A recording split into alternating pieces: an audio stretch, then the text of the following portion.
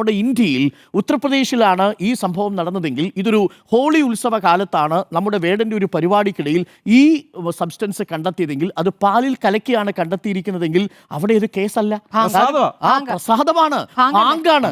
അവിടെ ഭാങ്കായിട്ട് ഉപയോഗിക്കുന്ന മിൽക്ക് ഷേക്കിൽ ഉപയോഗിക്കുന്നതാണ് ഈ മേരിജുവാന. ഇതൊന്നും തരത്തിൽ കഞ്ചാവിൻ്റെ ഉപയോഗത്തെ ഏതെങ്കിലും തരത്തിൽ പ്രോത്സാഹിപ്പിക്കാനല്ല ഞാനിത് പറയുന്നത്. പക്ഷേ ഇത് ഒരു വംശീയ വേട്ടയിലേക്ക് പോകാനുള്ള സാധ്യത നമ്മൾ കാണേണ്ടതുണ്ട്. കാരണം ഇത് ഉപയോഗിക്കുന്ന ആളുകൾ ആ ആളുകളെ മാത്രമല്ല ലക്ഷ്യമിടേണ്ടത്, ഇതിൻ്റെ സോഴ്സാണ് യഥാർത്ഥത്തിലുള്ള വിഷയം. ആ സോഴ്സിലേക്ക് നമ്മൾ പോകാതിരിക്കുമ്പോഴാണ് ഇതൊരു PR സ്റ്റണ്ടായിട്ട് മാത്രം മാറുക.